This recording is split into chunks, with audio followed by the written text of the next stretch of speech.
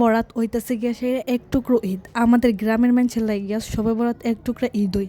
যেমন সেমাই নুডলস রান্না করি, আর ছোটরা তো সেমাই নুডলসে ঈদ মনে করে যে ঈদের দিন রান্না করে। তো আমিও ছোটোবেলা শবে বরাতরে মনে করতাম যে একটা ঈদ। আর আজকে এই ছোট্ট শবে বরাতটা আপনাদের মাঝে শেয়ার করব আমার ব্লগের মাধ্যমে। হ্যালো এভরিওয়ান, কেমন আছেন সবাই? আশা করি সবাই ভালো আছেন। আপনারা দেখছেন আনসু স্টোরি আর আমি আনসু। আজকে শববরাত উপলক্ষে আমার শাশুড়ি আম্মা আনছে নুডলস, সেমাই, তারপর রুটি বানাবে, আটা নিয়ে আসছে কারণ চালের গুঁড়ি বাঙাই নাই। তো এই জন্য আজকে আমরা রান্না করব সেমাই, তারপর নুডলস রান্না করব, তারপর আটা দিয়ে রুটি বানাবো। এই থাকছে আমাদের শববরাতের আয়োজন। আর আর রাতের বেলা তো নামাজ তো আছে, নামাজ ইবাদত, কোরআন তেলাওয়াত করা এগুলো তো করবই। কিন্তু তার আগে আমরা একটু মিষ্টিমুখ করে নিই, নুডলস খেয়ে নিই।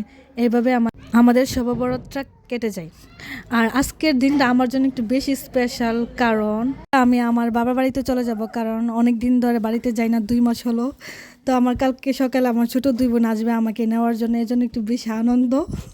আর বাড়িতে যাওয়ার কথা হইলে তো দিন আর রাত কোনটাই কাটে না, মনে হয় যে সকাল হয় না, দিন হইলে মনে হয় যে দিনই যাচ্ছে না, এরকমভাবে কাটে।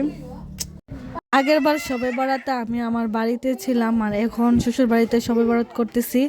তো এই জন্য আলাদা একটা এক্সপিরিয়েন্স মনে হচ্ছে, কারণ আমাদের এদিক দিয়ে যেরকম উদযাপন হয় আমার শ্বশুর বাড়ির দিক দিয়ে এরকম না।